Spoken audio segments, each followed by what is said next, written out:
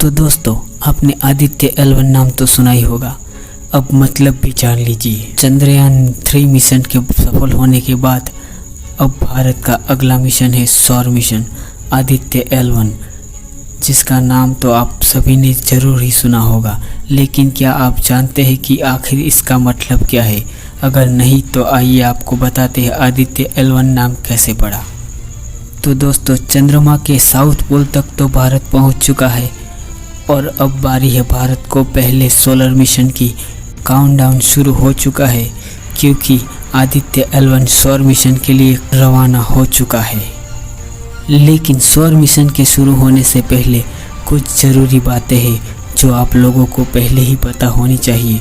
जैसे कि आदित्य L1 का नाम तो आपने सुना है, लेकिन क्या आप इसका मतलब भी जानते हैं? अगर आपका जवाब है नहीं तो हम आज आपको बताएंगे आदित्य L1 का मतलब आखिर क्या है। आप लोग की जानकारी के लिए बता दें कि इसरो के सौर मिशन आदित्य का नाम सूरज के कोर के नाम पर आधारित है। क्या आप जानते हैं आखिर सूर्य के कोर का तापमान कितना रहता है? अगर नहीं तो आइए आपको बताते हैं, जानकारी देते हैं सूरज के कोर के बारे में। क्या आप जानते हैं कि आखिर सूर्य के कोर का तापमान कितना रहता है? अगर नहीं तो आइए आपको इस बात का जानकारी देते हैं। सूरज के कोर का टेम्परेचर 27 मिलियन डिग्री फ़ारेनहाइट होता है। वही दूसरी तरफ सूरज का प्रकाश का मंडल कोर की तुलना से ठंडा रहता है। इसका टेम्परेचर 6000 डिग्री सेल्सियस तक रहता है। तो आइए दोस्तों जानते हैं क्या आदित्य के आगे जुड़ा L1 क्या है। पृथ्वी से सूरज के बीच की दूरी 15 करोड़ किलोमीटर है और इस बीच 5 लैग्रेंज पॉइंट मौजूद है, जिन्हें L1, L2, L4 और L5 पॉइंट नाम से भी जानते हैं। आपकी जानकारी के लिए बता दें कि L1 और L2 और L3 स्थिति बदलते रहते हैं, वही L4 और L5 पॉइंट अपनी स्थिति नहीं बदलते। इसरो के पहला सौर मिशन का पड़ाव है L1, जो पृथ्वी से 15 लाख किलोमीटर दूर है। पहले पड़ाव के नाम की वजह से ही आदित्य के आगे L को जोड़ा गया है। सूर्य के सीक्रेट के बारे में जानने के लिए भारत ने अब तक कोई भी स्पेस मिशन लॉन्च नहीं किया, लेकिन पहली बार आदित्य L1 सौर मिशन के लिए रवाना होगा और ये पल हमारे लिए भी एक ऐतिहासिक पल जैसा है।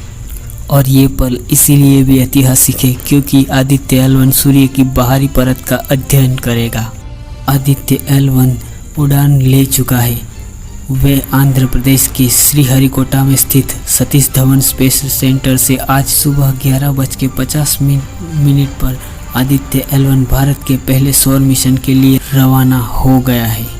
आदित्य L1 1.5 मिलियन किलोमीटर की दूरी से सूर्य का अध्ययन करने वाला पहला भारतीय सौर मिशन है और इसको L1 बिंदु तक पहुंचाने में इसे लगभग 125 दिन लगेंगे। इस मिशन की यात्रा भारत के पिछले मार्स ऑर्बिट मिशन की मंगल यात्रा से भी काफ़ी छोटा है। लैग्रेंज पॉइंट अंतरिक्ष में वे विशेष स्थान है जहां सूर्य और पृथ्वी से दो बड़े परिक्रमा करने वाले पिंडों की गुरुत्वाकर्षण शक्तियाँ एक दूसरे को संतुलित करती है। इसका अर्थ यह है कि एक छोटी वस्तु जैसे कि अंतरिक्ष यान अपनी कक्षा को बनाए रखने के लिए अधिक ईंधन का उपयोग किए बिना बिंदु पर रह सकता है। कुल 5 लैग्रेंज पॉइंट है, जिसमें प्रत्येक की अलग अलग विशेषताएं हैं। ये बिंदु एक छोटे से द्रव्यमान के माध्यम पर स्थित पैटर्न में परिक्रमा करने में सक्षम है। और दोस्तों, L2 यह सूर्य से देखने पर पृथ्वी के ठीक पीछे स्थित है। L2 पृथ्वी की छाया के हस्तक्षेप में बिना बड़े ब्रह्मांड का अवलोकन करने के लिए उत्कृष्ट है।